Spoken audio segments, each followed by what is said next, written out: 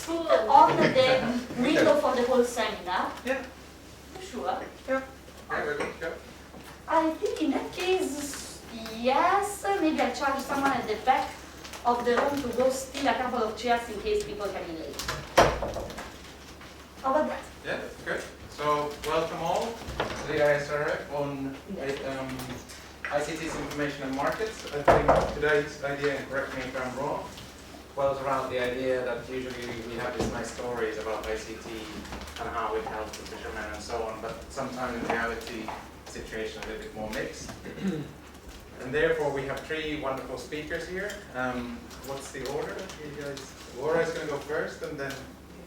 So Laura has a background in the Oxford Internet Institute, and now in the Department of Management, Development. Sorry.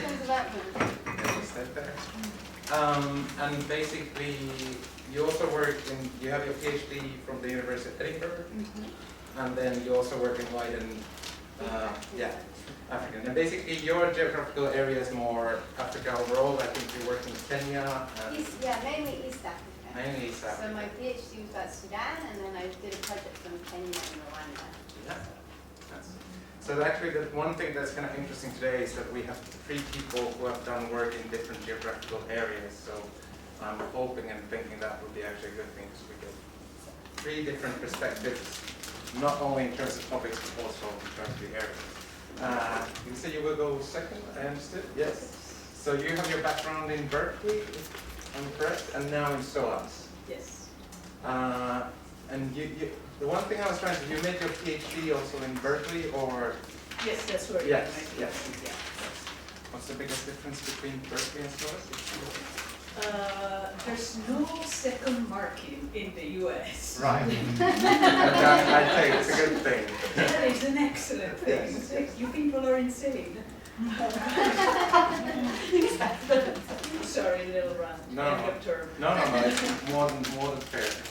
But no, it's a very different perspective, especially in terms of geographical area. And your geographical area in this case would be China. Right? China and okay, those two. And then the third speaker we have Silvia. I think pretty much everybody knows Silvia. In the good and in the bad. No, there's only good things to be said about Silvia. So Silvia basically has her PhD from the Department of Management, Information Systems and Innovation Group. And now you're basically situated in both departments right now, management and development. Yes. And you basically work mainly in India, if I'm not completely wrong, Kerala being My mainstay, yes. your mainstay. And my second home. Okay, so therefore, I think the best thing we could do is just start, and Laura, over to yours. Thank you very, very much, and thank you all for coming. I'm presenting something that's ongoing and indeed in the future, so it's very useful to get your comments about things. I've already done a lot of field work sort of at the broader level, looking at data for development, and also a number of interviews with software developers of mobile agricultural apps. And I was trying to look for a way of looking at data for development from an economic perspective. And it's only in the last 9 months or so that I've really decided to focus on agriculture completely. So this summer I'm going to be starting to do the field work and looking at the kinds of issues I want to explore in more detail. So feedback is very useful and helpful and welcome.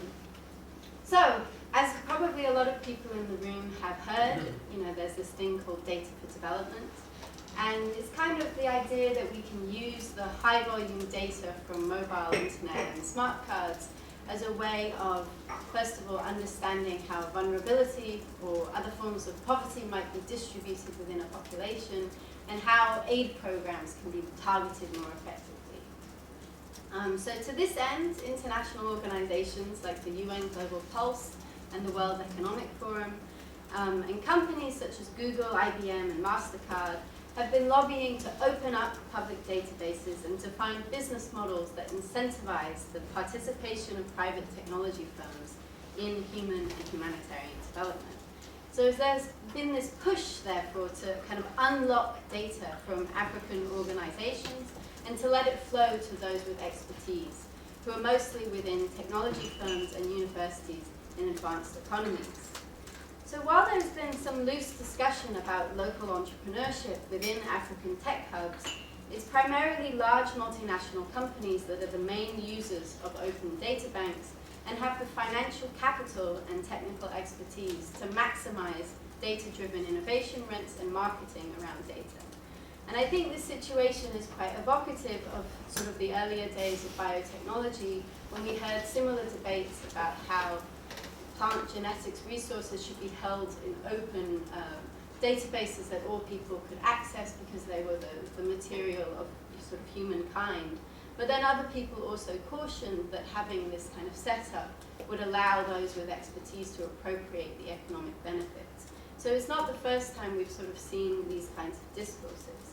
And I think this report that was published last autumn by Stephen Spratt and Justin Baker kind of sums up the picture. So this is a report where they try and outline all the developmental benefits that might result from big data. And this is a table where they kind of put everything. And they write, the first column contains potential economic impacts. As we can see, this is the least important for developing countries. This highlights an extremely important point. Many of the largest potential benefits that could arise from big data are economic in nature, particularly profits for firms. But to a very large extent, these benefits are likely to be captured by firms in the most technologically advanced countries. So in this sense, the win-win, which you find in a lot of data for development discourse, which aligns public good and private commercial benefit, is not geographically configured in such a way at the moment that African economies will easily benefit from these economic benefits. Furthermore, the discourse that highlights the developmental benefits of big data and open data allows multinational companies to garner both the material and the ideological support of NGOs and governments to help them scale and to bring new users into their databases. And the information that's obtained from these kinds of partnerships, which can include information, for instance, about financial health or about spending habits, will in no uncertain terms be extremely valuable to those wishing to gain access to African consumer markets, financial markets, and supply and distribution networks. At the moment, 10% of retail in Africa is through formal chains, and in agriculture, only about 2 to 5% of smallholder farmers use the seeds from multinational companies. So there therefore is this kind of huge, or this vision of Africa as the next consumer and the next formal frontier for retail organizations. So data-driven restructuring may indeed connect African economies and Africans into international distribution and marketing chains, but it may also lead to what Sam Hickey and Andrews de Toit call adverse incorporation, in which Africans are connected to international markets, but not necessarily in ways that are contributing to local economic growth or transformation. And much of whether this happens depends on whether there's strategy and also organizational capacity on the part of local governments and local businesses to capture some of that economic value and reinvest it. So if we believe that economic development and structural transformation are ultimately the key to long-term poverty alleviation and not just human development and humanitarian development, then we need to move away from this kind of preoccupation of data for human and humanitarian development and start to really consider seriously how big data infrastructure is likely to restructure African economies. So as I said, my current project is zooming in on one sector, which is agriculture, in 2 regions, North America and East Africa. But you could kind of do a similar thing and look at retail distribution chains or transportation systems as well. So in terms of agriculture, what do I mean? So as many of you in the room might be aware, there are lots of mobile agricultural apps currently being developed. So these on the top half are all from Kenya. And many of these apps are collecting information such as seeds and input use, and also trying to collect information about the financial behavior of farmers. And in many cases, NGOs and government extension workers are being used to help scale these applications for private companies and bring people into databases. great pressure is put on young developers to make their businesses financially sustainable, and thus to monetize this data, either by selling it or by selling analysis of it to third parties. Meanwhile, big agribusinesses are also trying to design apps and also infrastructure to try and increase their knowledge of agricultural markets. So in this context, data is envisioned to belong to the implementing party who uses it to deliver tailored solutions to farmers, such as greater access to finance, insurance, or advice about their inputs. And there's also pressure to make agricultural data from the government open and accessible. It must be said that there's been a long-standing difficulty of researching African agriculture because it's very decentralized. But this technology could be used to learn about the best ways of boosting productivity and also building linkages between farmers and local processors and local agribusinesses. But the data could also be used simply for marketing purposes to allow multinational agribusinesses to penetrate more deeply into African agricultural markets. Because this technology is not just a research tool, but it's also a marketing tool. So it depends very much on the kind of governance environment. So now I'm taking you to a very different context to the US. So in the US, farmers are direct customers of B2B products, such as precision agricultural tools. So this is a picture of what I mean. So as this US farmer moves around his farm with all of this technology on board, it's recording information about the farm. And initially, data governance was quite similar to the East African context, in which farmers were kind of signing these contracts with B2B where they didn't read the small print, and they were handing over control over their data free of charge and with little stipulation about how it can be used. However, since 2014, in response to farmers' sort of growing concerns about data, the American Farm Bureau, which is the kind of big lobbying group of US farmers, basically forced technology companies to sit down with them and have discussions about data and privacy. And so they've done a few things. First of all, they've come up with these common guidelines, and this is just the kind of beginning of that document, about what agri-tech companies should do in terms of data management with farmers. They've also developed a transparency evaluator, which is kind of like a good housekeeping guide about data in agriculture. And this is to help farmers understand contracts. And they've also begun to experiment with alternative governance models, such as kind of a data cooperative bank. And there's an idea, for instance, to use federal land-grant universities, such as Ohio State University, for storing this data in this place, and farmers can opt out of it. And if the research outputs become commercialized, there's an idea that maybe farmers will also be commercially compensated for the use of their data. So in other words, we find a very different governance context in which farmers are very politically organized and politically powerful. And there's also interesting things about how they've tried to assert control over which regulatory bodies will have access. So they're quite happy about the USDA having some framework, but they definitely don't want the Environmental Protection Agency to have the data. So that you also see that kind of control in terms of regulation. But similar to East Africa, agribusinesses, such as the big Monsanto, John Deere, and DuPont, they're also trying to use this data to better market also to US farmers. And this was something that US farmers were concerned about. So these companies have been acquiring successful precision agricultural startups.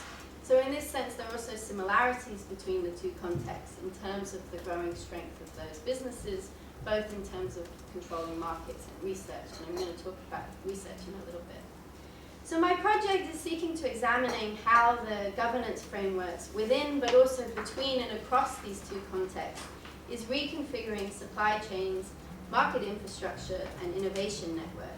And it's important to stress this isn't exactly a comparative case study, but rather a multi-sited study in which interests from one region are also very heavily involved in the second context.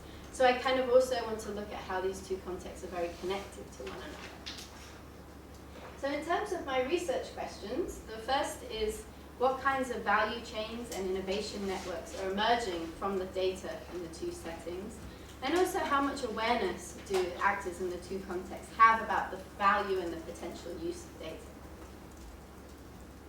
The second is how is data restructuring actually altering the existing economic flows, such as flows of seeds, pesticides, and products? And do we see a kind of segmentation of farmers occurring?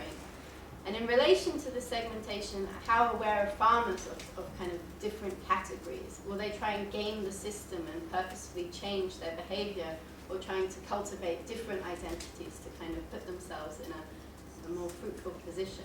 And also, other actors who might be disadvantaged. So businesses are trying to kind of, in some ways, either cut out or absorb independent traders. So will these groups, kick up a fuss about this?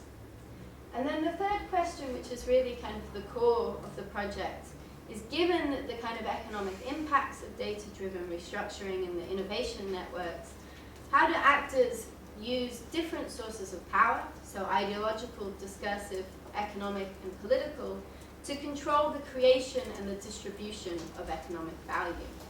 And I want to examine the balance between research and development into public goods and private proprietary research outputs. So we can envision different potential scenarios. On the one hand, big data systems may just strengthen the monopoly power of large businesses to supply these inputs. But on the other hand, we may find alternative models in which there is a kind of investment in public goods through government extension teams, farmer cooperatives, and universities. And I also want to look at how this public-private balance is geographically configured.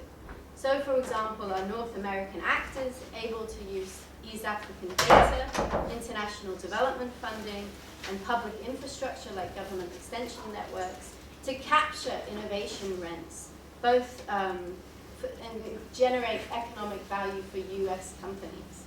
Or are East African actors capable and organized to kind of capture some of those innovation rents, both in terms of public goods, but also in terms of private goods for African businesses?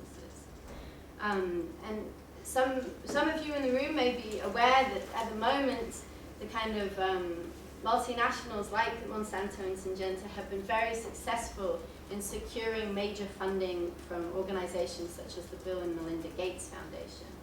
And this support reflects both the kind of inclusive growth paradigm of the UNDP and World Bank, which stipulate a very strong role for big business in poverty alleviation. But it also just reflects the way in which US aid is often used to support US economic and trade interests abroad. So it could be that open data frameworks that both provide access to farm data free of charge, or indeed allow the commercial sale of data that was used through government extension networks and NGOs. This may represent a new form of public support for foreign innovation and foreign appropriation of value within African agriculture. So very briefly, I'm sort of trying to get at this at two levels. So first of all, I want to analyze the kind of bigger funding and governance environment for data-driven innovation in agriculture, and then do more in-depth case study projects. And the case studies are not meant to be representative of all the different kinds of governance, but to kind of give a sense of how within each different model, public and private values and that geographical configuration is balanced. And then hopefully the macro analysis will be able to show kind of what kinds of models are becoming dominant over time. So in terms of the theoretical literature that I want to connect with in this project, the first is that it engages with the political economy of technology firms in advanced economies. So scholars, like the ones at the bottom, have argued that technology firms have made a concerted effort to shift public discourse away from the need for privacy towards the valorization of greater data disclosure. So firms have used techniques such as gamification to motivate user participation, and they've lobbied for open data and open innovation arrangements. At the same time, intellectual property laws mean that consumers often find it difficult to check the accuracy of their personal data and to hold companies to account for their data misuse. Similarly, other work, Sita is at the LSE, has focused on how big data creates new opportunities for data profiling. And this work also draws attention to the way in which discrimination or targeting among populations can both be correctly targeted and incorrectly targeted. Because, for example, so an individual that's placed in an incorrect category based on inferred knowledge, for example, somebody can be placed in an uncredit-worthy category based on inferred knowledge about them. But over time, this categorization can kind of become self-fulfilling, because if you've been placed in an uncredit-worthy category and you don't get credit, you do eventually become less credit-worthy over time. So these researchers kind of show the way in which discrimination and targeting can both be kind of correctly inferred, but also incorrect, and then over time become correct. So I will extend this work to the East African context, documenting how developmental discourses and the valorization of data disclosure is helping shape access to data and opportunities to innovate. And I'll also examine how the increasing categorization of farmers and traders into valuable and not valuable market segments affects agricultural markets and distribution systems. So the second kind of body of work that I'm interested in, and apologies to Elisa because I'm always talking about Mariana Mazzucato in my classes, but it engages with the recent work on innovation, so particularly Mariana Mazzucato's work on innovation within the US, but also Leila Glena's work on public and private partnerships within agricultural R&D. So Mazzucato demonstrates basically, despite the fact that the US federal government has been patiently investing in technology for decades, it's finding it increasingly hard to kind of capture the value of those investments. So she describes how there's been a socialization of risks in which public bodies have taken on the risk of innovation, but there's been a privatization of rewards in which private companies are appropriating the rewards for that risk. So this diagram shows all the kind of public funding that went into the technology behind the iPhone. And Apple was very successful in kind of commercializing this technology, but the kind of basic technology, a lot of it was funded within government institutions. So when she accounts for the lost value that was leaked both by job relocation and tax evasion, she estimates that 49% of the iPod's value has been reportedly captured in non-US markets. She also shows in many cases how the US federal government has invested in pharmaceutical research, and then the products are marketed at prices that are unaffordable to taxpayers. So thus, despite the domination of US private companies in technological innovation, the US economy and also the population is kind of missing out on this innovation.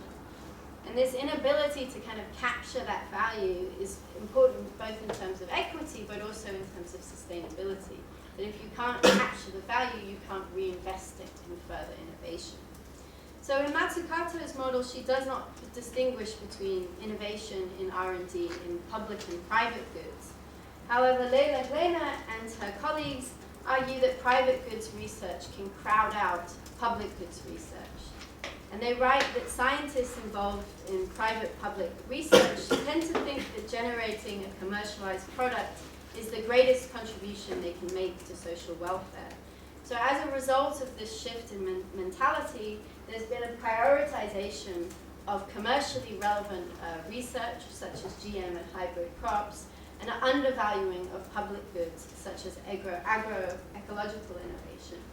So in the East African context, we find a similar valorization of commercialization within ICT hubs, and also a concurrent promotion of multinational agribusinesses as the kind of change makers in agricultural productivity through the application of proprietary technology.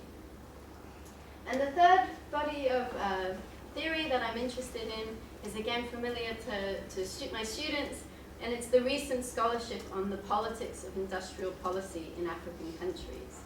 And this work examines how both the policy space, so the ability of African policymakers to make policy, and also the political feasibility of those policies are affected both in terms of the relative bargaining power of African policymakers vis-a-vis multinational interests, but also in terms of the distribution of political power within the domestic political sphere. So these authors emphasize the importance of monitoring and enforcement of reciprocal benefits, that domestic firms get support in return for reciprocal benefits. So, for example, their own learning and upgrading, or through jobs, contracting opportunities, and tax revenue. And this body of research also emphasizes the need to look beyond a kind of narrow focus on just raising agricultural productivity and prices, to pushing us to see the importance of embedding farmers within local, domestic-owned sort of processing and value addition. When it comes to engagement with multinational actors, scholars have emphasized the importance of local content units, which are used to enforce employment and training of domestic staff, and also the use of domestic suppliers within international projects, and thus to more concretely embed foreign direct investment into the local economy and into innovation networks. So together, these streams of work kind of converge on the issue of power, of how different actors employ various kinds of power, so the ideological, discursive, economic, and political, to restructure the generation of innovation and the creation of wealth, both within the economy, but also across economies and across political jurisdictions. So finally, to conclude, I'm hoping my research aims to move the discussion around data for development away from this focus and preoccupation with using data for humanitarian development towards a discussion of how big data is likely to change economies and the prospects for economic development. And in addition, by examining these kind of data-driven change in agriculture in these two very different contexts, also trying to get away from a kind of technological deterministic perspective and show how so much depends on the governance environment and the way that technology is embedded into politics.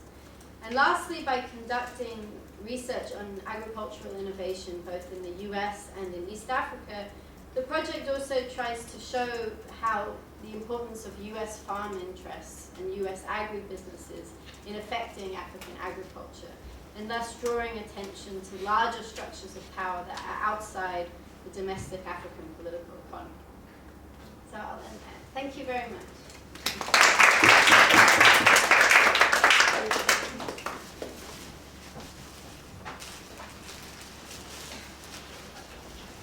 Well, first of all, thank you very much, Silvia, and the PhD students who organized this workshops. It's a real pleasure to be here.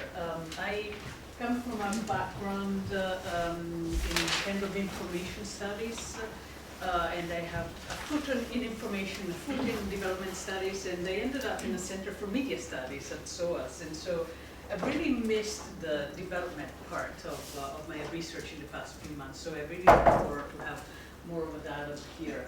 So I want to talk about two things today. One is a more general picture of what is still proposed as the promise of digital technologies in agriculture and agricultural markets in the global south, and specifically in China, which is where I did my earlier field work.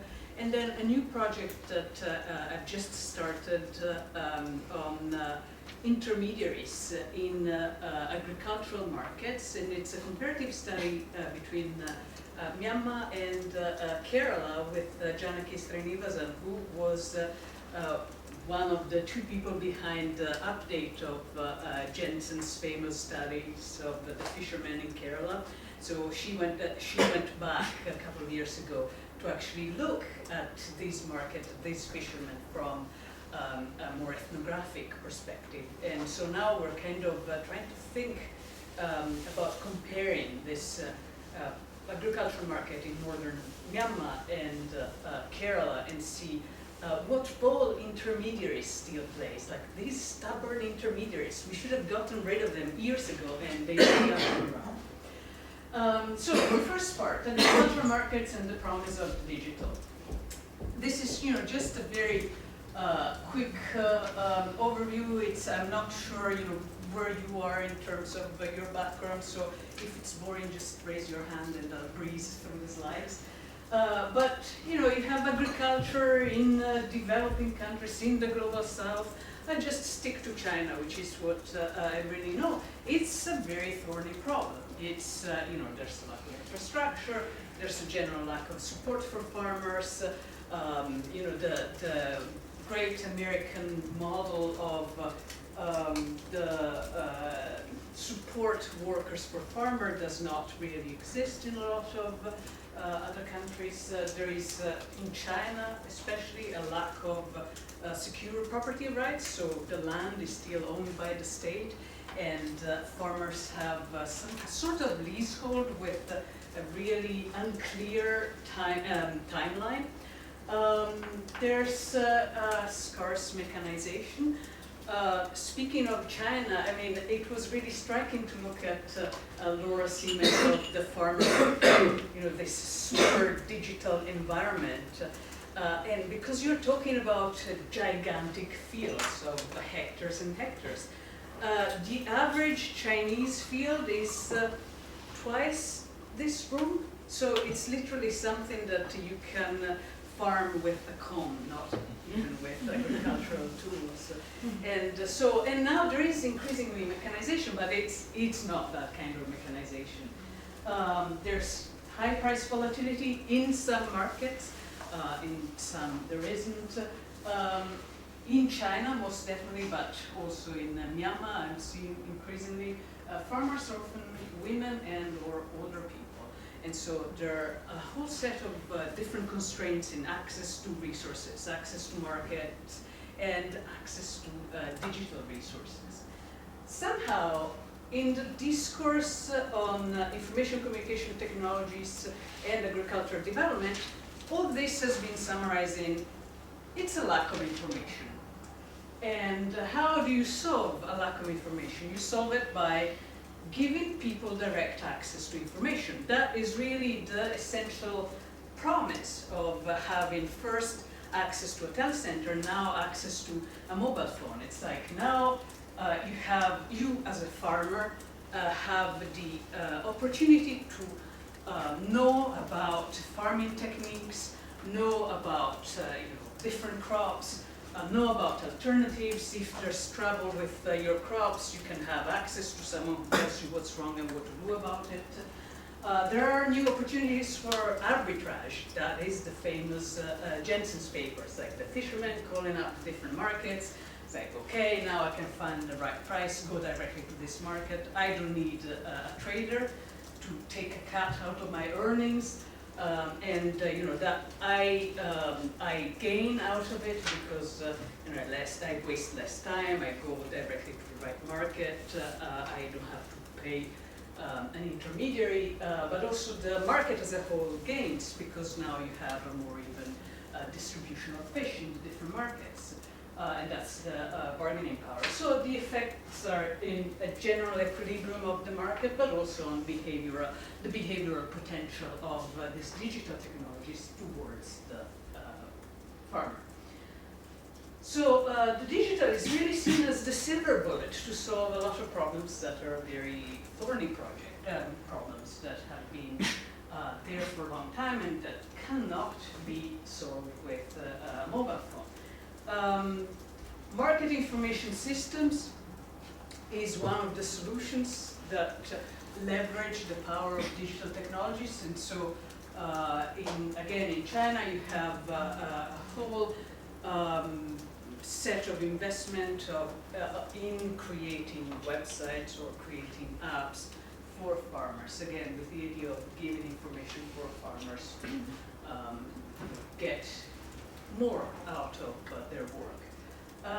The evidence all over the world has been very mixed. It's not an easy thing to evaluate.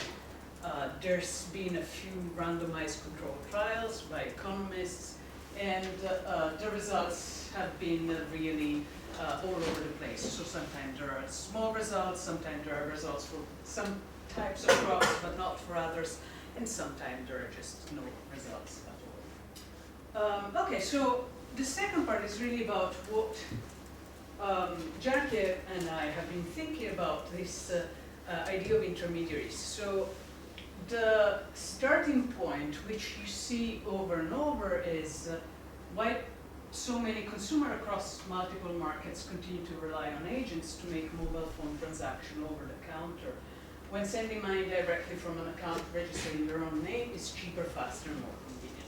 So here we're really talking about mobile money. And mobile money is one of the services that, again, are supposed to empower farmers in some of these countries. So there's definitely a lot of talk about the potential of mobile money in Myanmar. Parenthesis. Myanmar is kind of an unusual case because it really joined the mobile phone revolution, if you will, very recently. So they just started opening up the market to mobile phones in 2014. And up until then, there was only the monopoly of the state-owned communication mobile network provider. In 2014, 2 companies got licenses to build the infrastructure and provide service, and the price of SIM cards fell from literally thousands of dollars to $1.5. And so suddenly the market for mobile phones was there. So it's an interesting case to look at because you have what has taken place over several years in other countries. You are seeing it compressed in Myanmar in the space of a few months.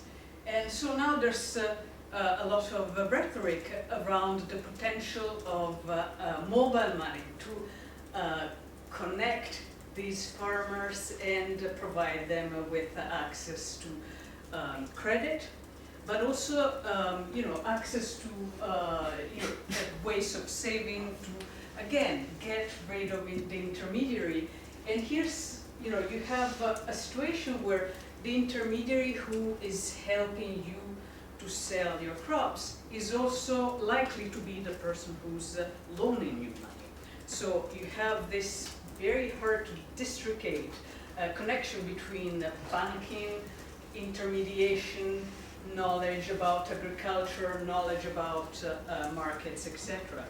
And so one of the things that we're looking at is, what are the values that intermediaries provide to markets and to digital technologies.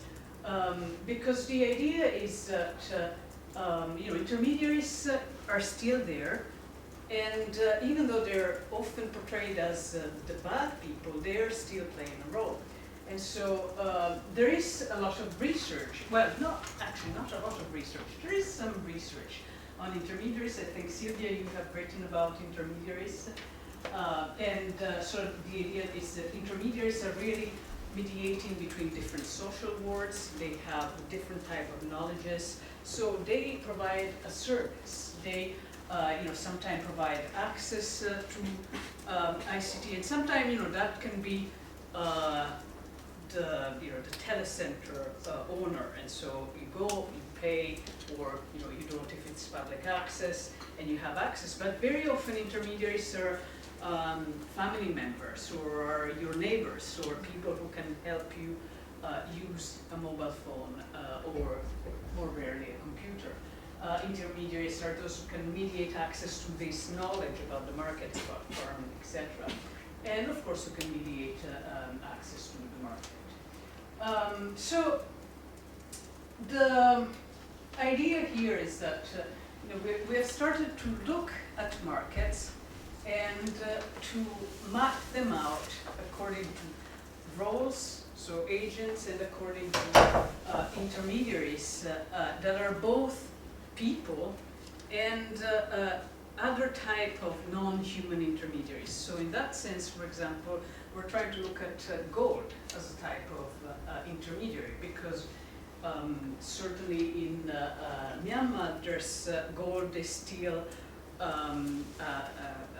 frequent currency. So it's what farmers buy when they sell their crop, and then they keep, and then they might sell back to the gold trader when they need cash. So it's an intermediary in the sense that it embodies both savings and the potential to get a line of credit on the market. So this is when we really, when we started thinking about market, we have this kind of very straightforward idea of a market where you have a farmer, where you have a farmer who's selling, a buyer, and a trader who is bringing the crops to other markets. So these are rural markets in northern Myanmar. It's a lot of local commerce, but then because it's a very fertile, very agriculturally rich area, there are traders who bring the crops to other areas. And then we knew about the two classic intermediaries there, so the goldsmith, moneylender, and the mobile phone shop that would provide access to ICT, would provide knowledge about ICT, and now is providing it is acting as an agent for mobile money. So, of course, as you start studying markets, the roles become much more complicated. And so here you have a situation where you have a lot of sellers, a lot of buyers, and a lot of people who are sellers, buyers, and intermediaries. So you cannot really separate the role of seller, of buyer, and intermediary. And there are different values provided by different people at different times. And so the idea is really to look at what is the value that is provided by the intermediary, and what are the functions that are played out by the intermediaries. Which one can be embedded into ICT, and which one cannot, which ones cannot. And so this is really a project that has just started. We're trying to ask the same questions again in this market that has just opened to mobile phones and ICTs, and also to commerce in a sense, because as you know, Myanmar has been a very closed country until 2010, 2011. Since 2011, a series of reform has really opened the markets, and so there's much more international commerce. For now, in this area, which is north of Mandalay on the border with China, is trade, especially with China, but Myanmar, I think, as a whole, is trying to move a bit away from this very close relation with China and try to explore markets in other countries. I think with this, I'm done.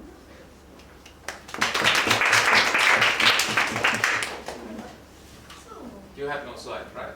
I'm presenting naked. Very Logical sense. More is yours. In the sense of slideless. Citing my friend, who is Florian?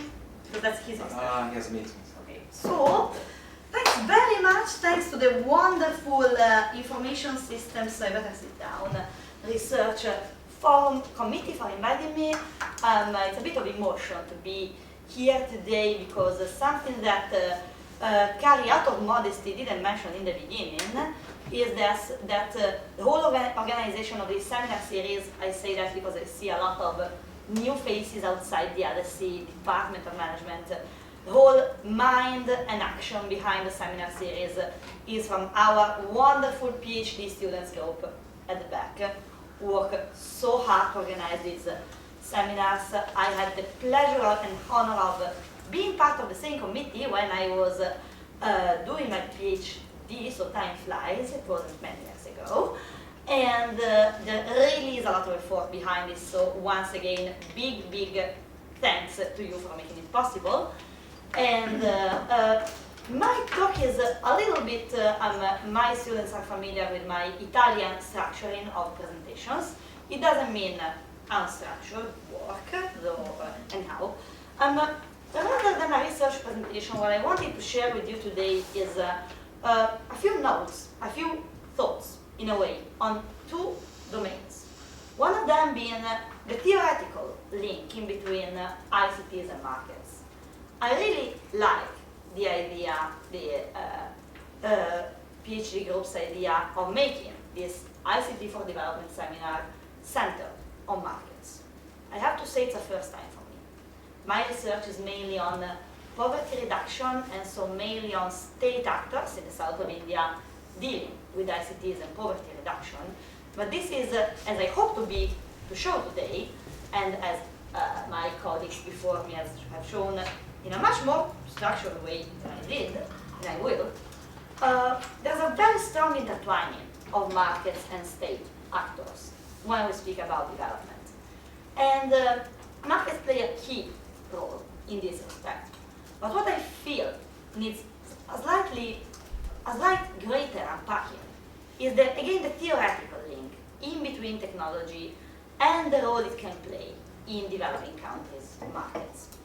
Another thing I would like to do, and this I'm making it up right now, so I hope it works, I see a lot of master students here who I reckon are writing dissertations, so maybe here and there I might throw some research advice in where I know that at least some of you are writing about ICT for development. So maybe some advice on the whole process of building research in ICT for D, maybe can be of help. What about that? Okay, so a few notes, mainly 3 big families of notes for today. 3 somehow big lessons that the last, Shirin, has it been 7 years? Okay, the time flies really. So the last 7 years since I joined this school as a master student in development management, then through my PhD with the wonderful Shirin at the back of the room, then now as a junior member of staff, have taught me. So we have a big enemy over here, and people will say, yeah, Silvia, you're always fighting things.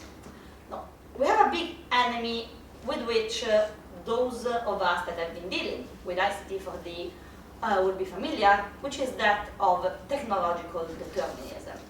Something that both Laura and Elisa have illustrated greatly in their talks. So by determinism, of course, we mean the whole idea, the whole panacea of ICTs automatically leading to development, automatically leading to somehow positive outcomes. I say it's an enemy because, not only because I guess too many times, too many of us have seen it not happening, but also because that's exactly the kind of logic that invalidates our capability of making a better world, to cite Jeff Walsham, with ICTs. So how do we fight this?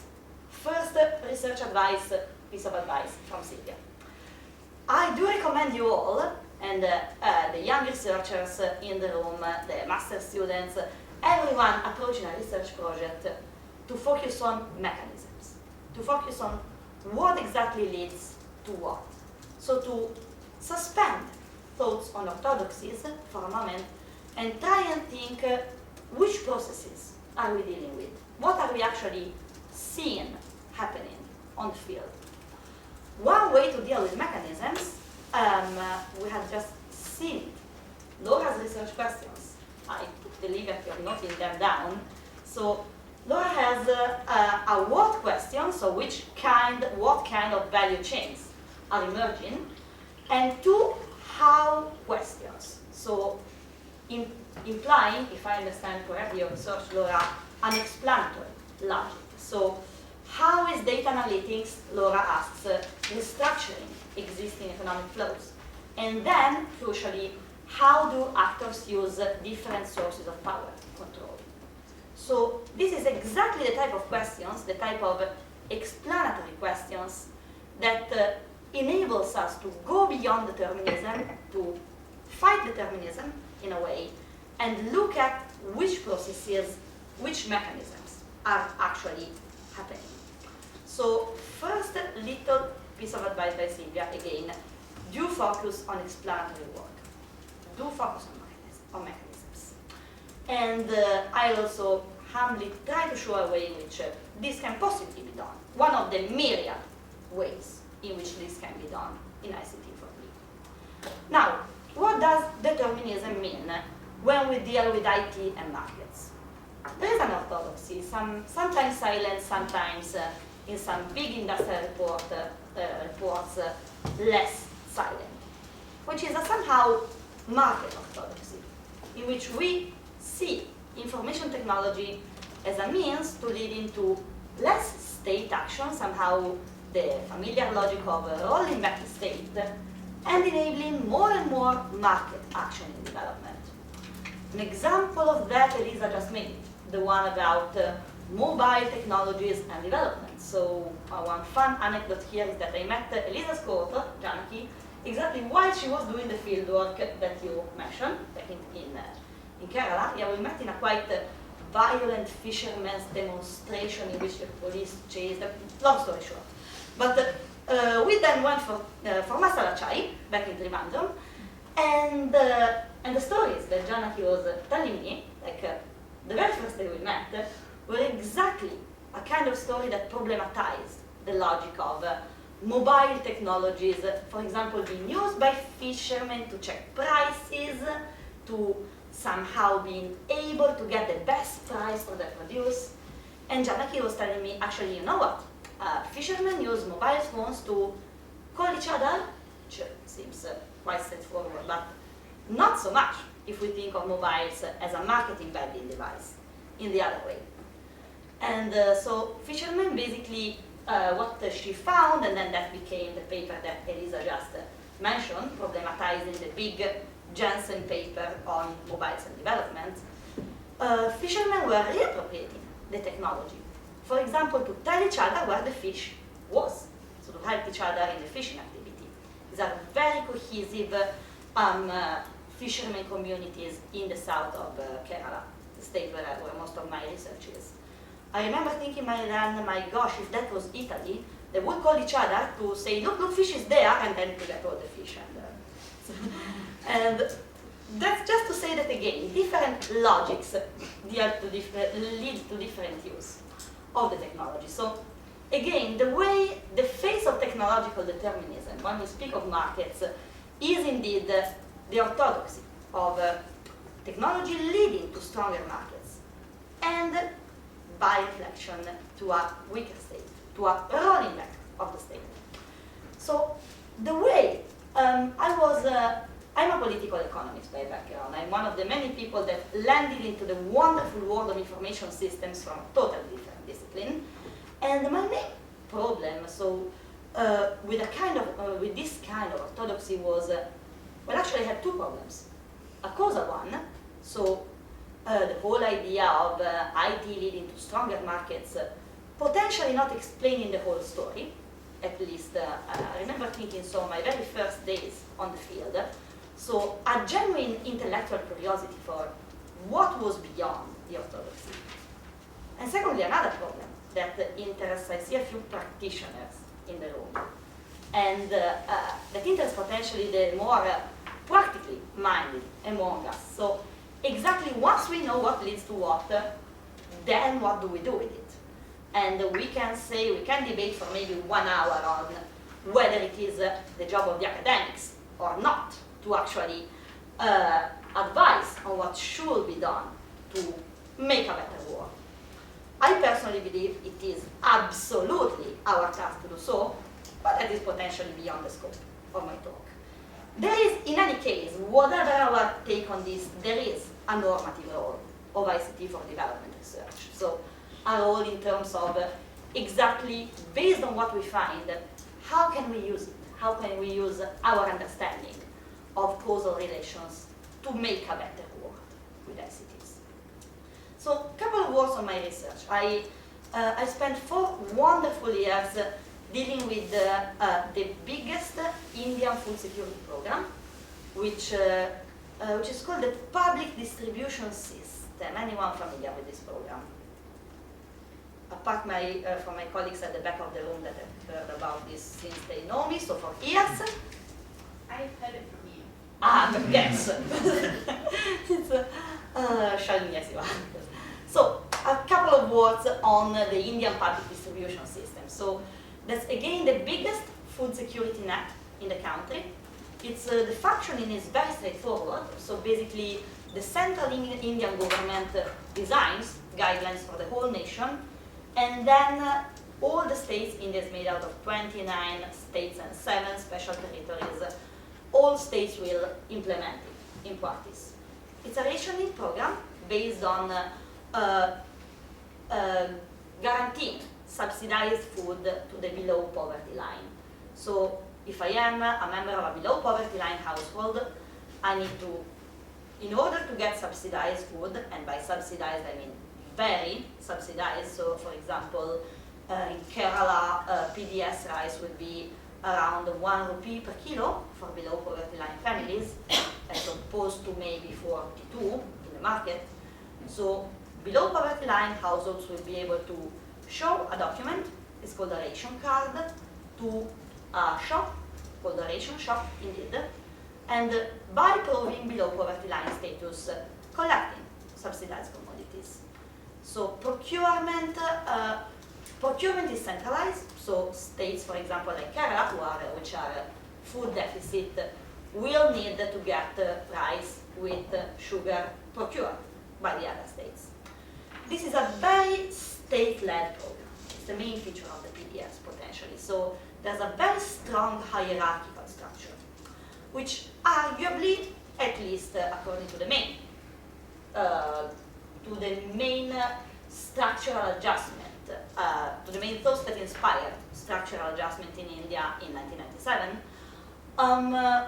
this has two major problems.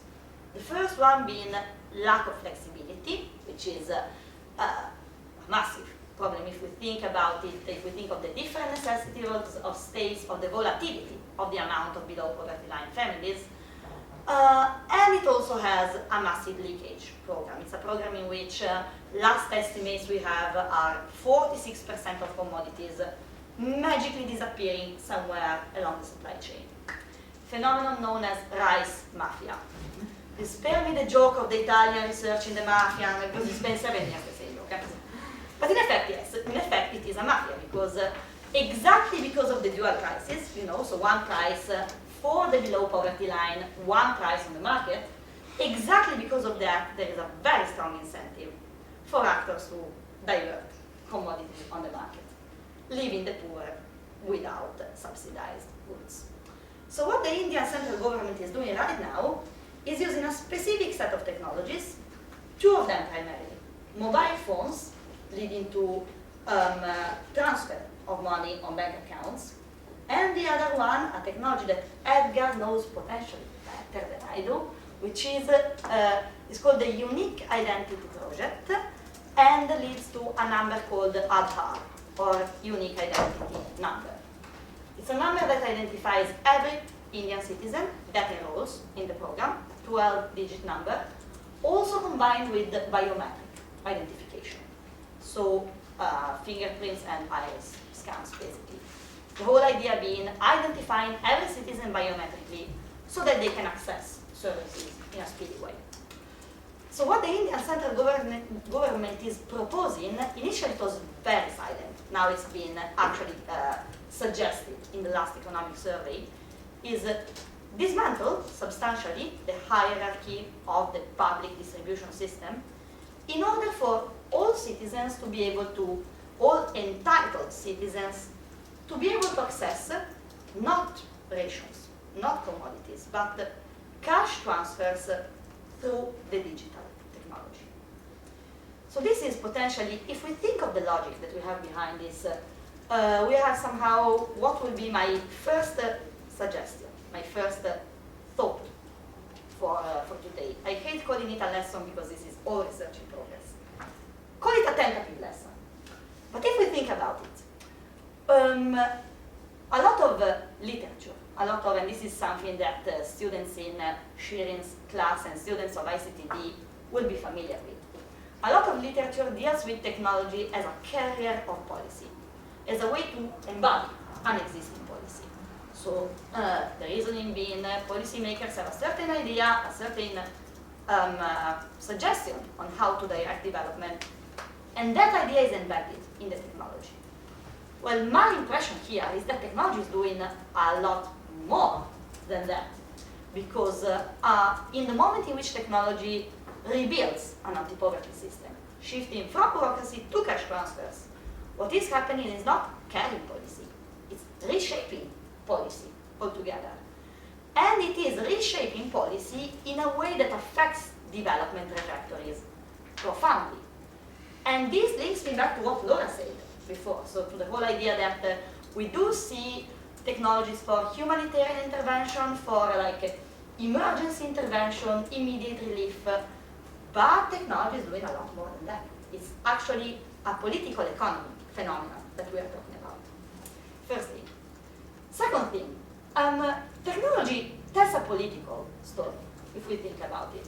And the reason why I say that is that one thing is what we find at the central level, for example in India, and one thing is what I witnessed on the field.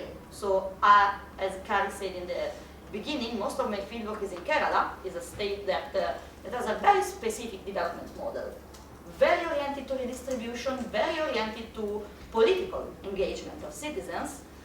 And one of the features of the public distribution system is that states have a lot of leeway in managing the program. So states will be de facto able to restructure substantial parts of the program in order to adapt it to the needs of the citizens. So what Kerala is doing with exactly the same technologies, so mobile phones, and primarily it's not Aadhaar, but it's still a biometric system, so the biometric identification of citizens, is exactly the opposite of what the central government prescribes.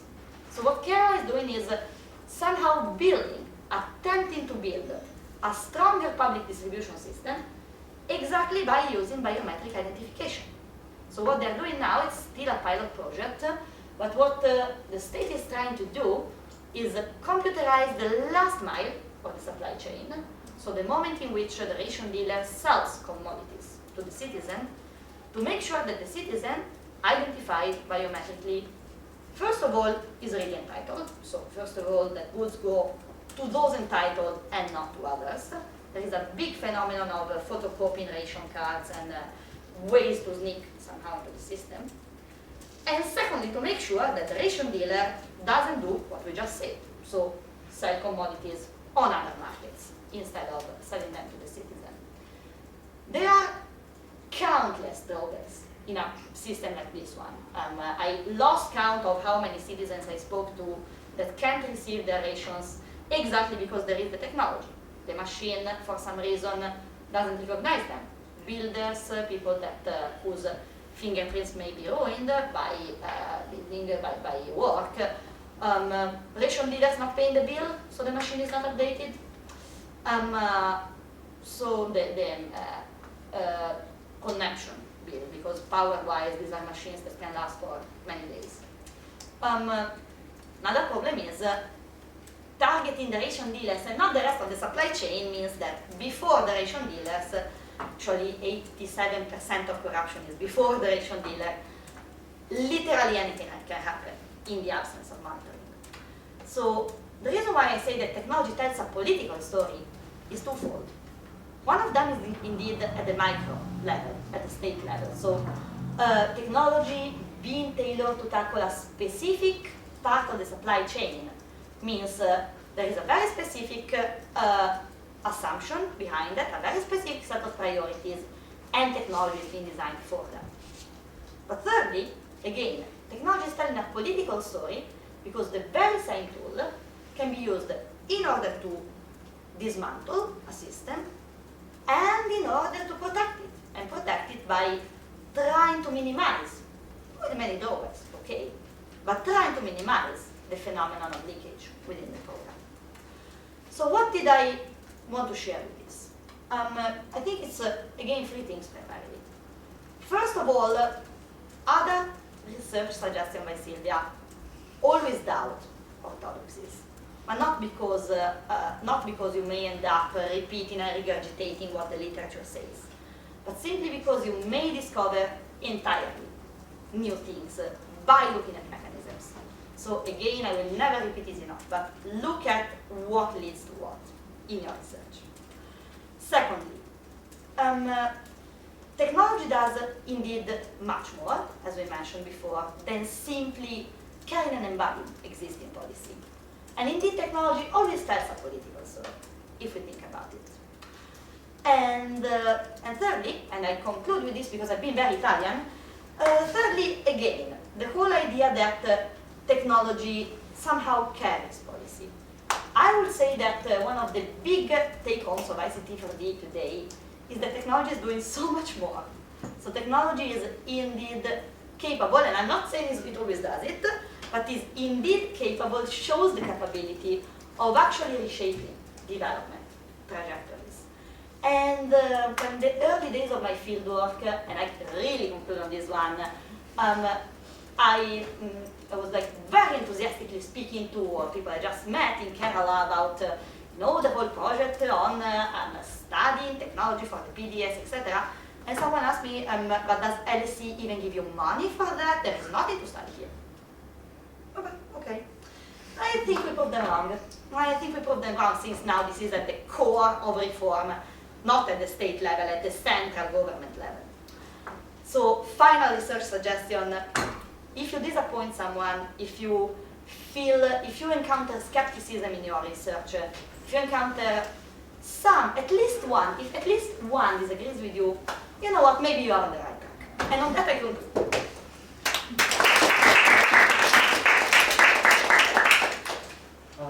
Let's start with the Q&A. Yeah, exactly. Let's make it a round table. As you wish. I think as long as everybody can more or less see that would be the ideal. Should we just sit there? Because I don't think we need the screen. I'm just gonna step aside and then basically point out who's carrying it, just to ask questions and stuff. So yes, any questions? First of all, I take a picture because people tell me around the world that ICT4D is dead, so I want to show them that. Smile, everyone, in the face of those that say that the field is dead. Thank you. Can I just ask, my name is Elisa. I'm supposedly retired, ha ha ha. I work for a charity called Oreglia, and what we're doing is taking e-learning to places where there's no internet and no electricity. And the reason I came along today was to actually get a feel for how much has actually been done, because intermediaries, markets, political stuff, all that is going to have a huge impact on anything we do. And the reason we've gone down this route was the McKinsey report last year, offline and falling behind, barriers to internet adoption. So like there's 4.2 billion people that are disconnected. Now you're talking about all this stuff with ICT. What happens in areas where you don't have mobile phone coverage? I mean, one of the big projects we're working on is with Kenya. They want to set up e-community centres in Kenya for farming, so for agriculture. They want them to be able to share ideas, take photos, put everything on the capsule. And so they want to do a lot of learning, but one of the things that they say is there just isn't technology. If they've got mobile phones, sometimes they can go places and they can get a signal. They certainly can't get the internet. If they get the internet, they can't afford it, because even looking at PDF is so expensive. So I just wonder what challenges you've got when you're talking about markets and that type of thing. Is the information you're going to get then going to be restricted to those and those areas where there is technology? And if so, that tends to be on a bias where people have a bit more money. So it's just a general thing. Who wants to? Well, I think it's very patchy, and perhaps I haven't put this enough in this presentation, because it's kind of just been trying to communicate a lot of different ideas all at once. But the difference between the visions of what developers think they're going to do and the reality once they do it is very stark. And I think one of the things I've learned from doing a lot of interviews with software developers in Kenya and Rwanda is that it's not easy to scale at all. And so this whole idea of small-scale entrepreneurship being the thing that's going to change things, I just don't think it's true at all. Because the most successful developers, the most successful apps have some big companies behind them putting in money to invest. So M-Pesa, Safaricom put a huge amount of money into scaling the agents, the network, you know, and among the developers I've interviewed as well, you know, there's so much easier to design some system for a company that already exists, because it has all the clients, it has all the customers, and they just need to connect the customers. Whereas when you have developers who are trying to launch their own mass market app, they, you know, they get into all this ridiculous, like, you know, people trying to do food delivery, they have to get all these motos, and there's insurance, and there are car accidents, and they have to organize staff, and they don't have any experience in this, and they just struggle, you know. So I do think that in some ways the kind of future of mobile apps is through very big companies, you know, and look at the kinds of people that have access to an infrastructure to scale. So it might not be a big company, but it might also be the government and using NGOs. And so what you also see is, you know, these public-private partnerships where NGOs like yours are like, how do we scale? Okay, we'll do it with Safaricom because, you know, they have the muscle. But then what happens is that the logic, the economic logic, becomes guided by that big company, you know, and you want to give them some developmental This isn't, benefit. by the Well, way. yeah. By the way, this isn't an app.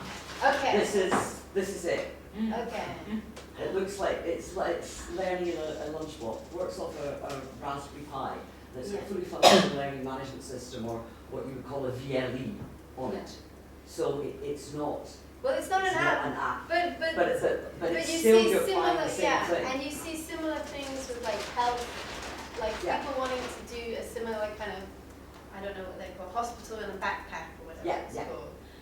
And so the way that they scale, you know, quite often they say, okay, let's do it with this big company.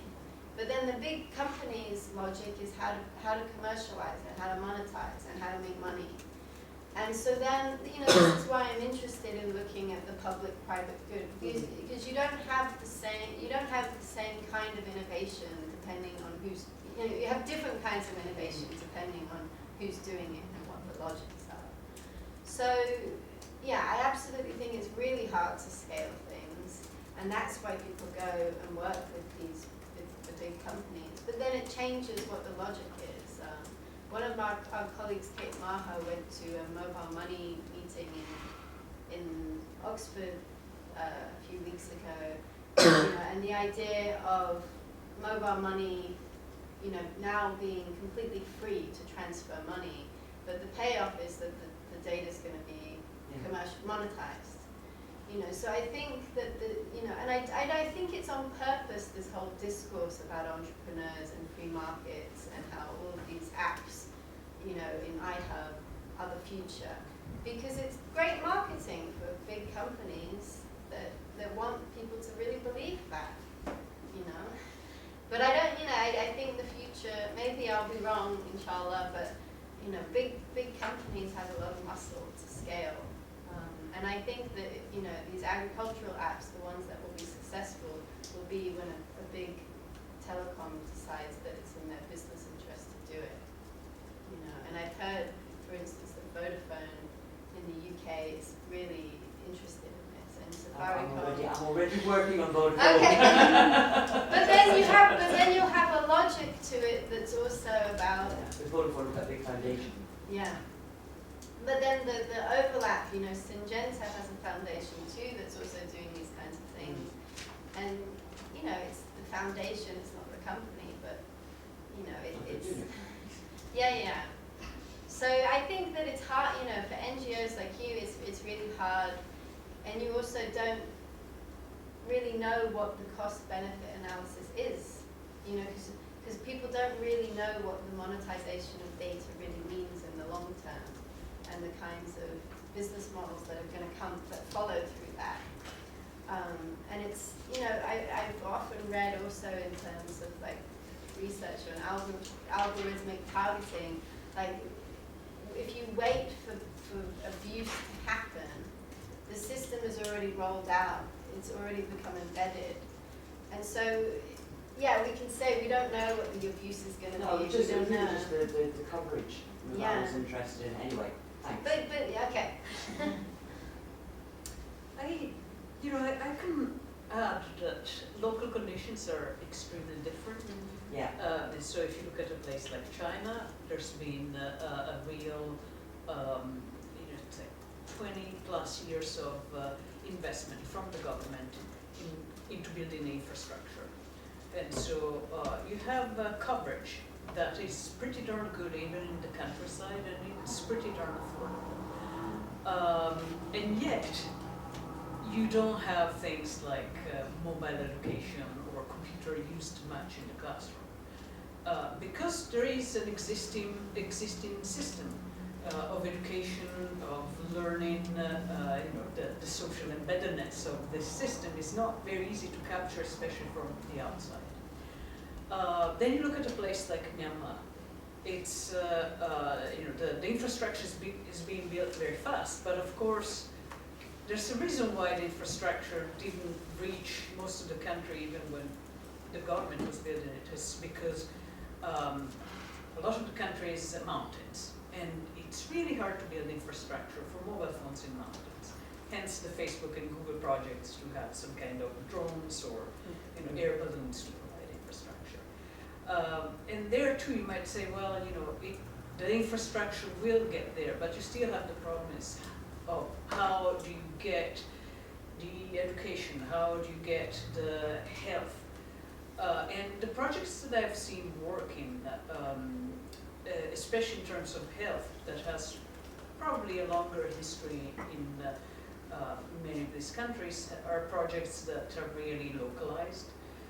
And so there's a lot of negotiations about what should the content be, and a lot of reliance on intermediaries. So you might have the technology that helps getting the content to the town, and then you have the old-fashioned nurse on a motorbike that goes to the villages. That's interesting you say that, because that's exactly what we're doing, and we're working with third parties. So it's And that's again why I was interested in the intermediaries. and again, the idea, if you look at the research that has been done on something like the 1 laptop per child, a lot of work needs to be done in adapting the content that we might take for granted as part of the curriculum. That's what everybody learns. Well, if you look at how children learn in Myanmar, it's just very different. It's a system that is based on memorization, on repetition, and you can't just change that overnight. Try looking at vocational content. Yes. Oh yeah, you need to wear you're going to do farming in Kenya, you need to wear a hard hat, goggles, a face mask, a high-vis jacket, the right kind of gloves, and the right kind of boots. And my contact in Kenya said, why? And I said, well, it's very dusty. He said, yes, it is dusty in fields. We don't wear boots, we wear flip-flops and trainers. But the content here. So, and I don't want to take up, please. Silvia, you want to say a word? Maybe at the next round. Okay, no, I saw you taking notes or something. I always do. Next question, anyone?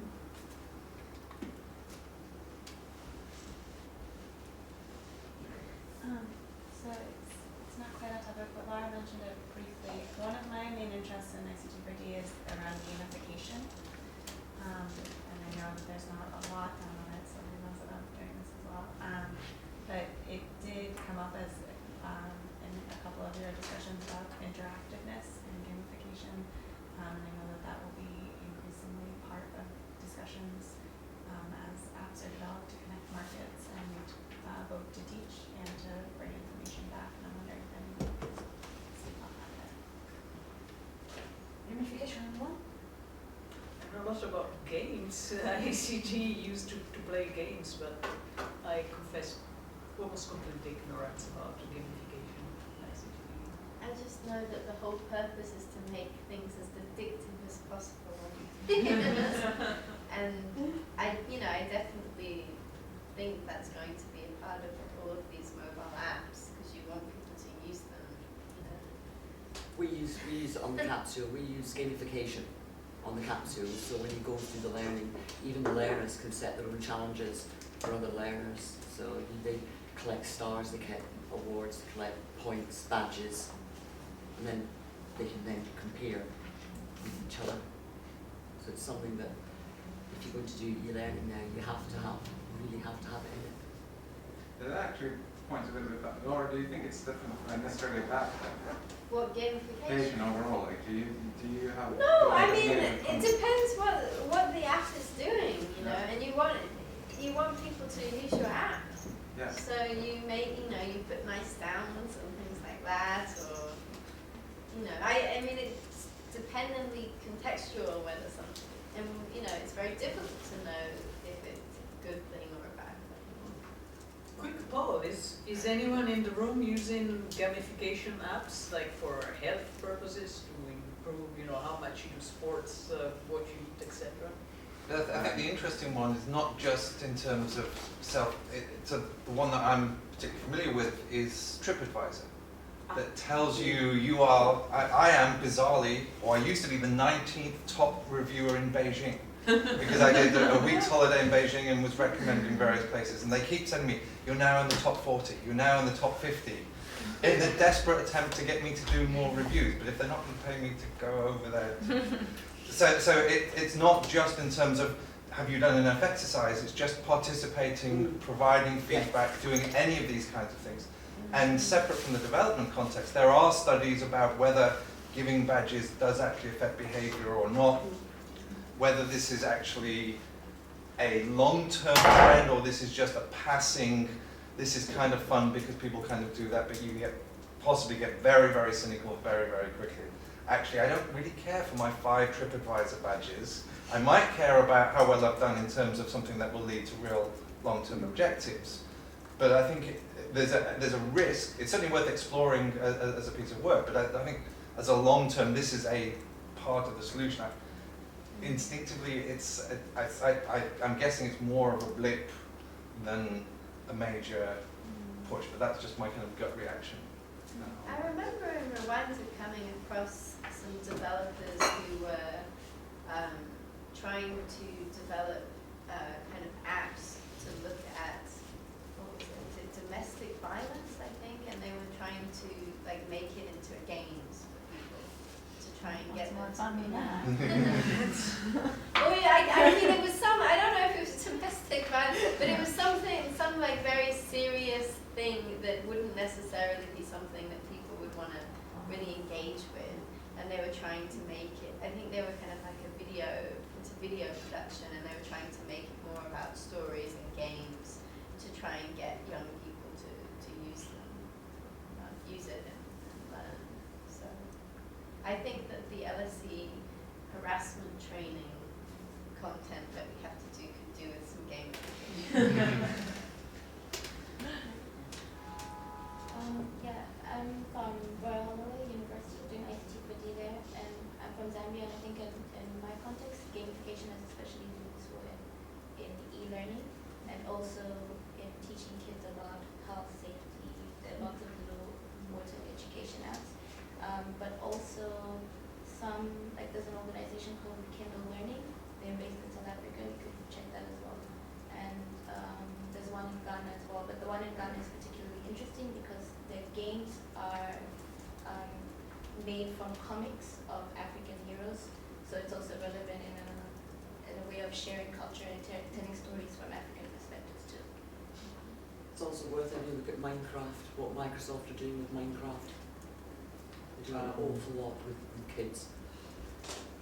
I think it's worth noting also, we had a reading from Media Communication Development in Claire's ICT class. And we had a reading about ludic activities and how it can actually help for self-development, although this is today very much about markets and not so much about individuals.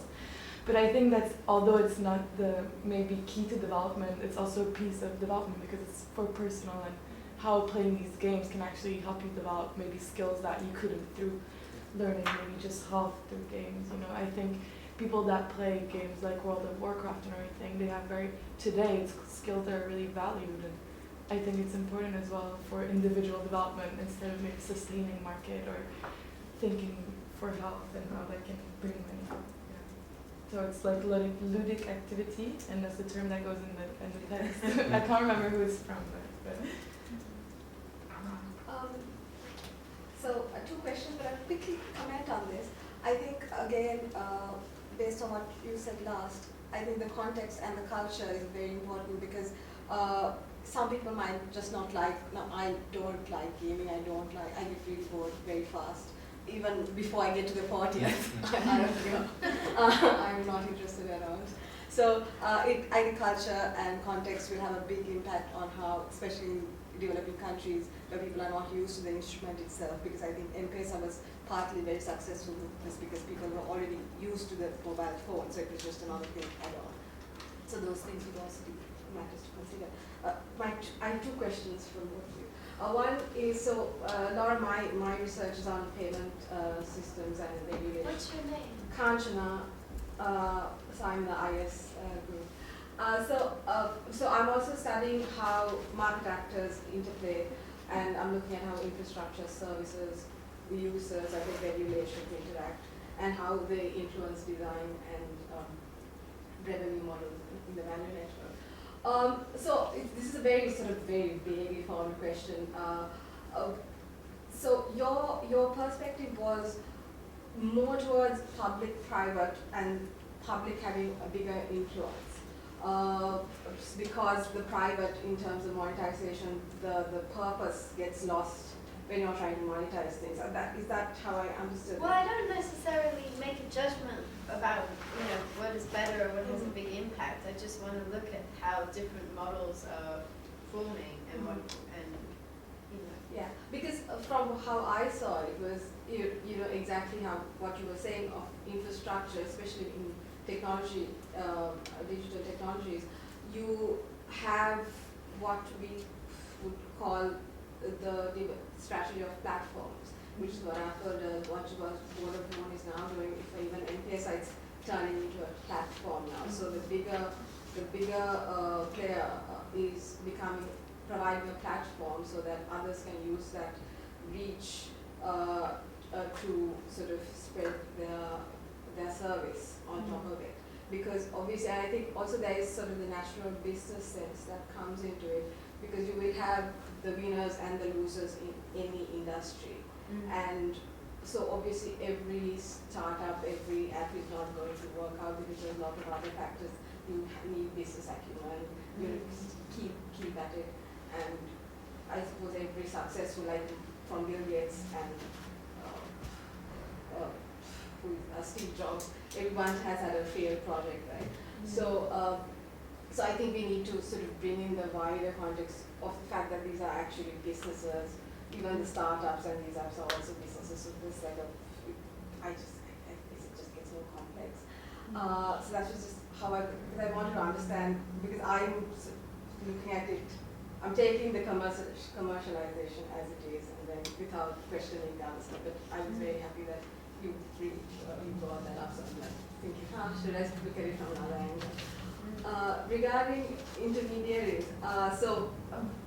to this connects intermediaries, because especially things like payment system, they are intermediaries at the end of the day. And my continuous question throughout this was, not this only, like throughout the whole research, was I see ICTs themselves as intermediaries. And the question of trying to get rid of the intermediary, why are we trying to get rid of the intermediary? Because it is a part of the value chain, and what is so wrong about someone providing a service as long as someone is providing a value?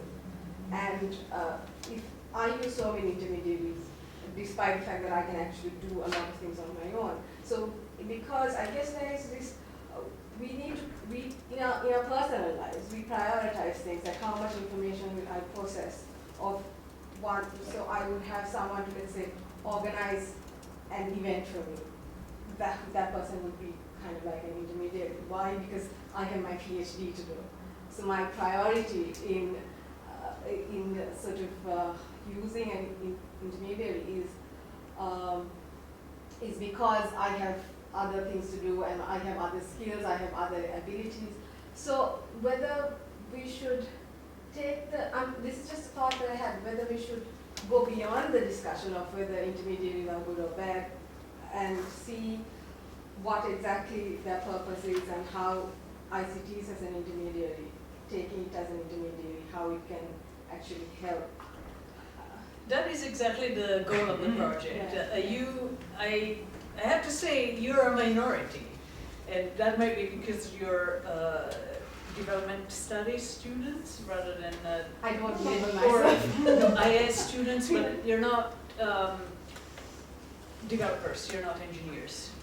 There is really this strong ethos. I mean, look at the philosophy behind one laptop per child. Nicholas Negroponte is, you know, the perfect example. Is like, I'm going to literally throw oil PCs from a helicopter to kids all over the world, and then you don't need to have any intermediary. You don't need to have a teacher. You don't need to have a school. You don't need anything. You can just educate yourself. And there is this very, very strong current that is behind a lot of what Silicon Valley is today, that is pushing this idea that you can have direct access and mediated access.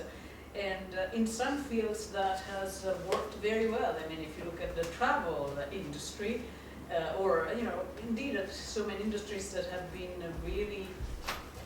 Isn't it a re-intermediation? Because now instead of going to our agent, we are using TripAdvisor, who is also, TripAdvisor or Expedia, who are also just digital intermediaries. They are digital intermediaries, but with much less human components and human intervention than more automation. They would be otherwise, yes. And so in that sense, I think it is very interesting to look exactly at what is the expertise that an intermediary embodies. Take your travel agent. It's like they do the reservation for your plane tickets. They do, they advise you. They do this, that, and the other. It's like, and what can be done for cheaper, faster, better by a computer, and what is something that works just because you have the personal. But yeah, no, I mean, it's absolutely. I mean, can I respond to So like taking commercialization for granted, I mean, it's not just also that, but also like I think there's a pushback as well against this idea of commercialization. So I talked a little bit about this kind of growing interest in industrial policy and in the role of the state. And I think at the moment there is a little growing policy space for more strategic interventions, by African governments and by other governments in the developing world because of China and because of India having this different model for development. So I do think that there is a potential for people to rethink commercialization just in terms of kind of the private sector and not thinking much more about which private sector. Are we talking about domestic capitalists or are we talking about people from San Francisco and wherever else? So I do think there's a little pushback against that commercialization idea. And then in terms of intermediaries, I definitely agree that it's a re-intermediation. Like the other thing that I was also kind of looking at one point was smart cards on buses in South Africa and Nairobi. And the kind of parallel is, in South Africa, it's a very formalized taxi system, and they're trying to kind of formalize it through smart cards. Meanwhile, in other economies, taxis are becoming informalized because of Uber and this rise of this intermediary. And I think the important thing is intermediaries aren't necessarily a good or bad, but what is our relationship, and how much do we have control over the information, our own personal information that these intermediaries have, and how are we able to kind of inspect what they know about us and correct it and assess what it's doing with our information.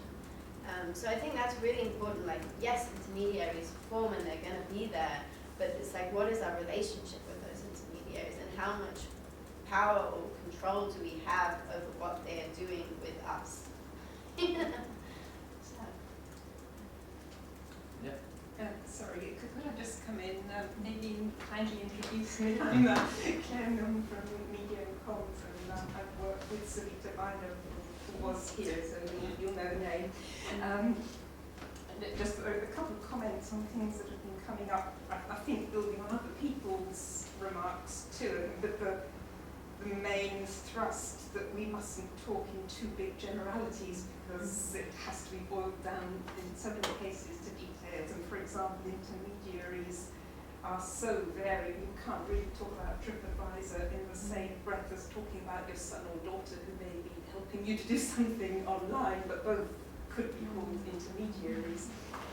And I think that the work of Ellen Hillsbury in our department is very relevant here. You may or may not be familiar with her ideas about tangible benefits of ICT access.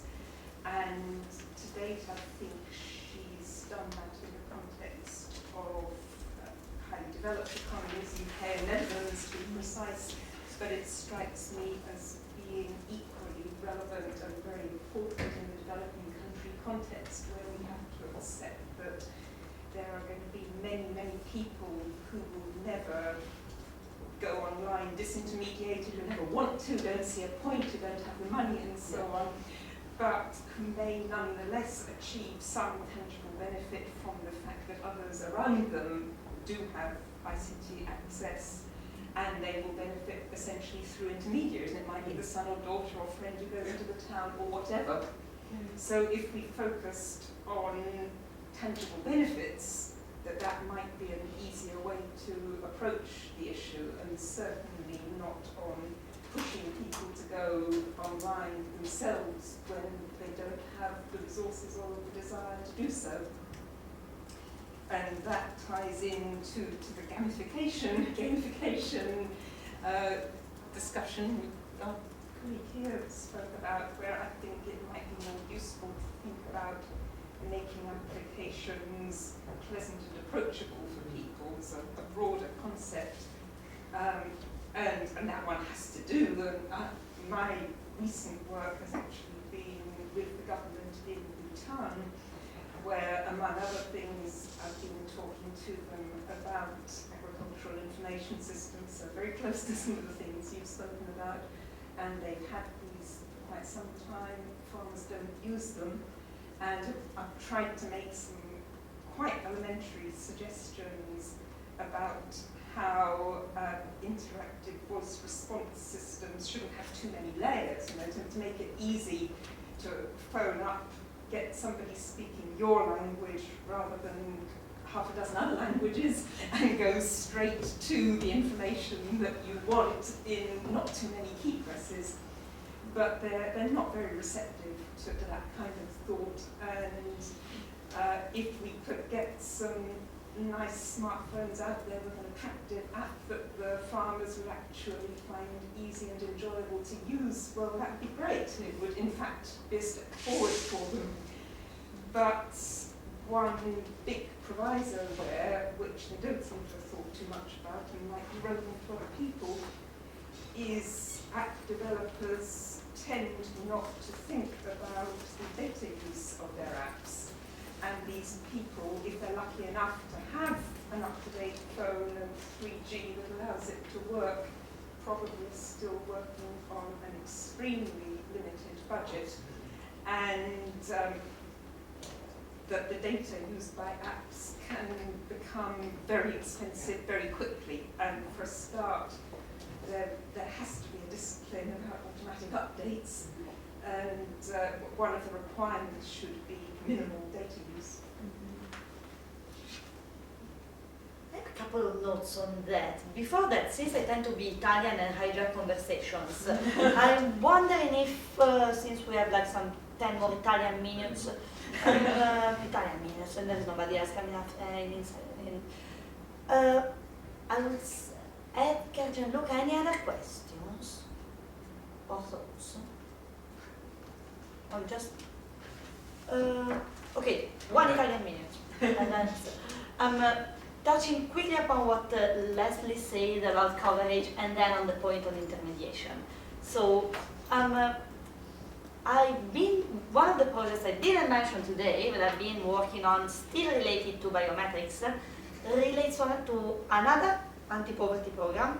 It's an employment guarantee program. It's called the NRAGA. Some of you may be familiar with that too.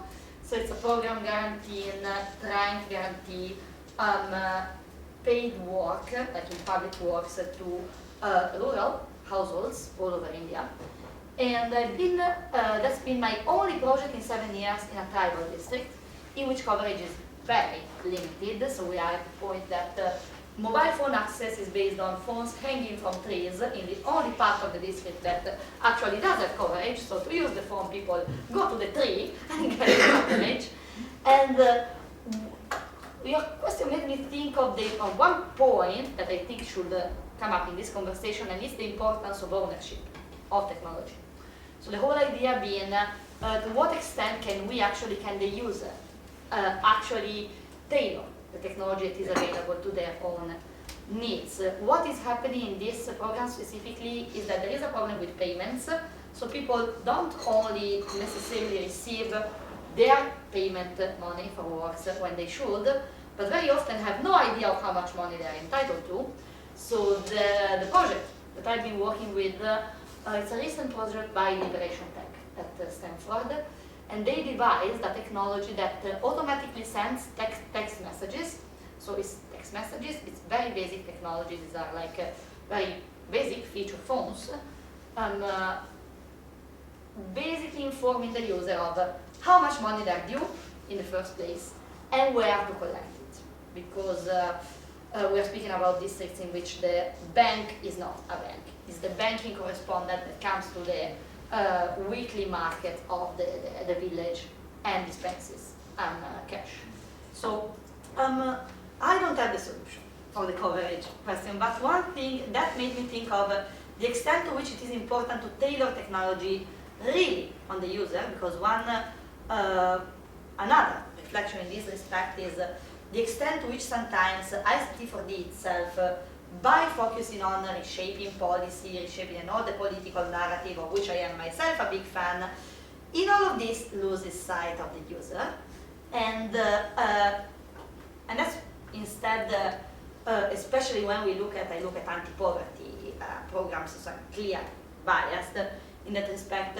That brings us to another point, and linking to the intermediaries discussion too, which is the importance of entitlements. So in anti-poverty programs, of course, what we need to guarantee is a final entitlement to the user. But then to what extent is intermediation and the guarantee of entitlements always based on new technologies? Attention that sometimes our research is criticized for not really bringing in that much new technology. Well, my argument here is, and actually I have a paper with Savita exactly on that, novelty is very much a relative concept, and I know your research is on context, so this really goes to the heart of how much context matters. We're not looking at new technologies. A lot of the computers I look at in Kerala are old, but old. Some offices are still almost entirely paper-based. But we're not looking at novelty at large, but at novelty of a technology for context. So the question shouldn't be how new is the technology we are devising, but what can that technology do for that particular context? And when we look at intermediation, I think this is a key point, because again, to what extent is the intermediary bringing in new technology?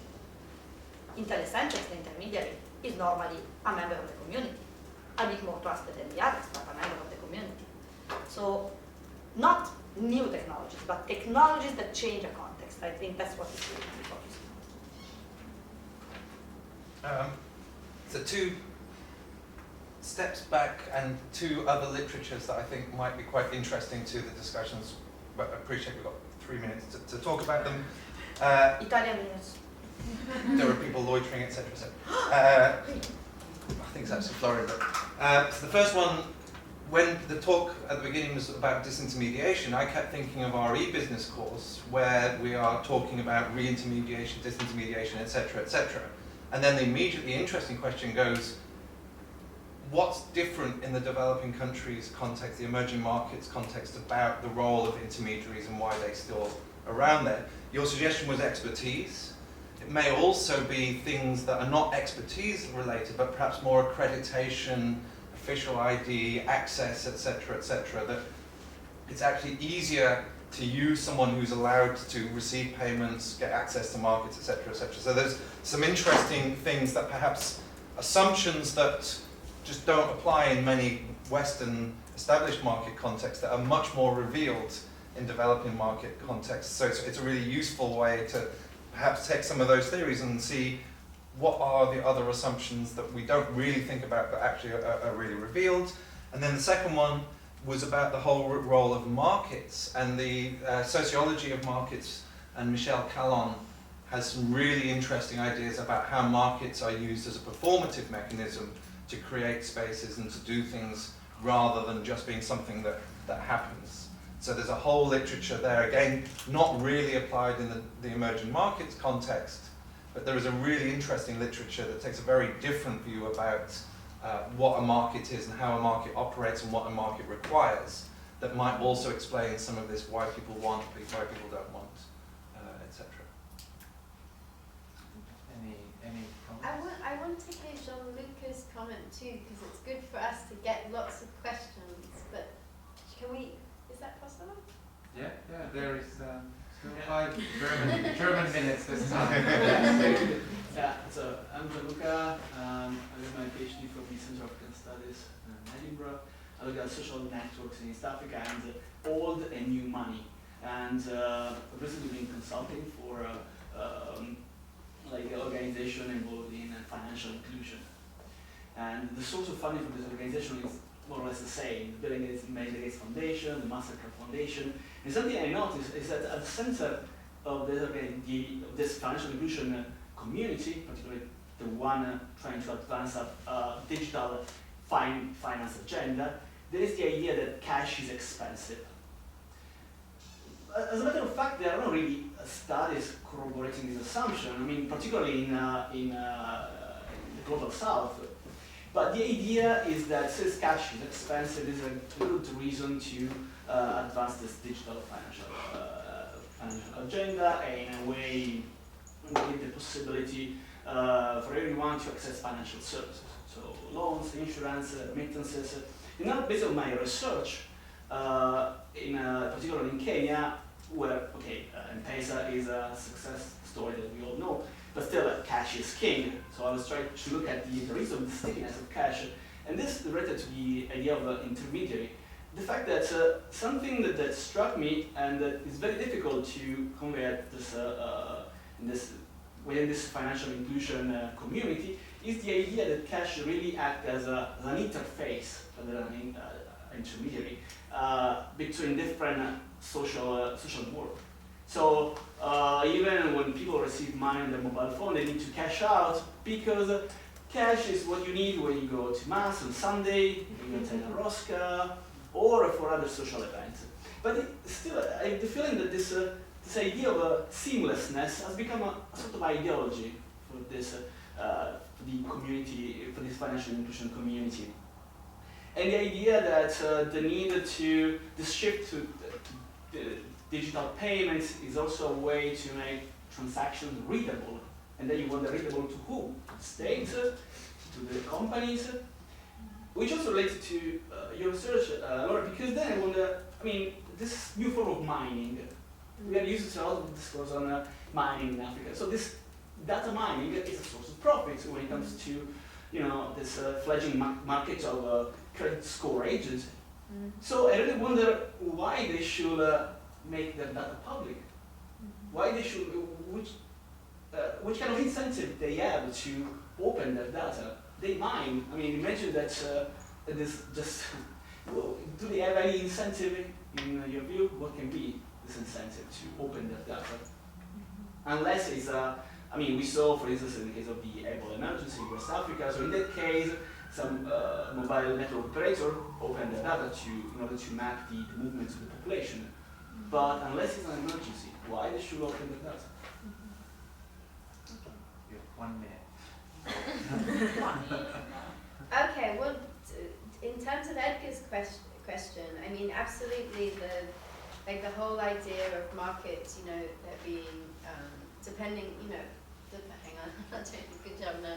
Depending on what the product is, you know, whether it's hierarchical or whether it's a more horizontal market. And I think one of the things I want to look at in this project is kind of not look at the two contexts in terms of now, but also the historical development. So in the US, part of the organizational strength of the farmers and the farm lobbies is also about, it's the product of their history of organizing themselves and having standards within the industry that kind of regulate the industry.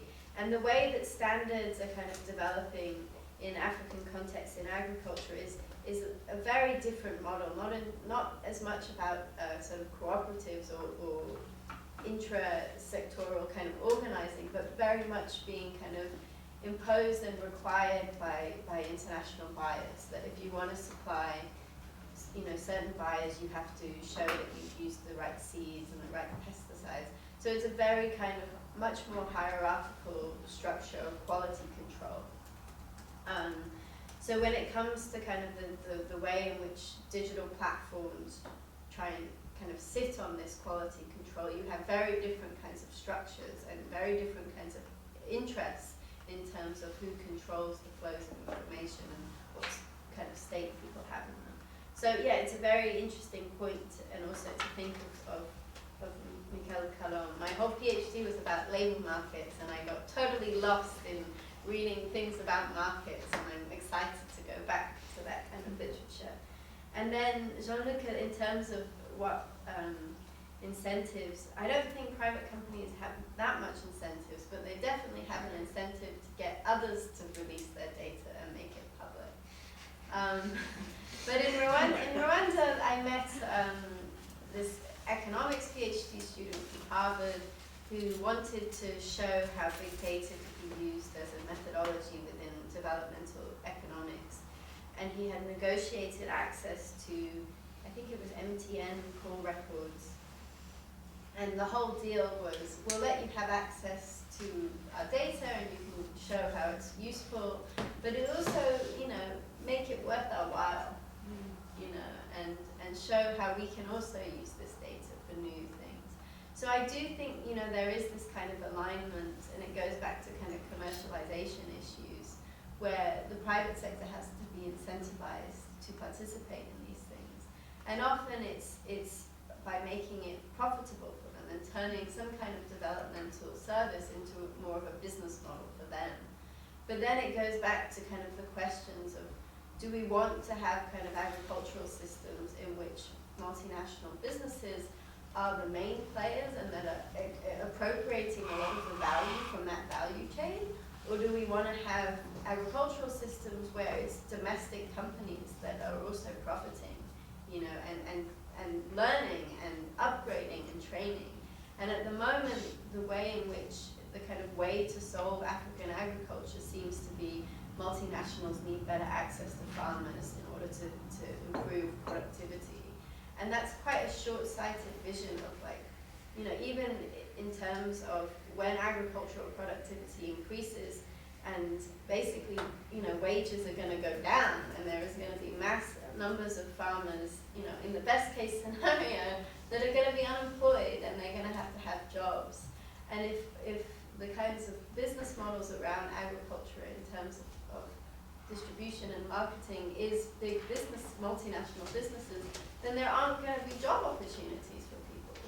So I think, you know, thinking strategically about what kind of agricultural development we African countries want and need, and the role of domestic companies and not just multinational businesses is really important. But at the moment, that's not the model of agricultural modernization that's really being pushed. And I think that's very problematic. But, I get just one last, Jean-Luc's comment reminded me just of a very recent news story which I'd seen, which was in Uganda when they had the recent elections. The government closed down basically the mobile phone network to stop political protest, also stopping down M-Pesa, or whatever the equivalent was there. So on the one hand, everyone knew banks would be closed for a couple of days either side of the election, so they'd made those kinds of preparations. But then this alternative was also closed down and potentially completely undermining trust in the whole idea of using mobile payments, because if the government can switch it off, it suddenly makes the fragility of it a really interesting one. So that was just something inspired by the way that you presented that stuff. I mean, I think that's really the great thing of looking at digital money. It makes you realize that kind of paper money is a very convenient thing.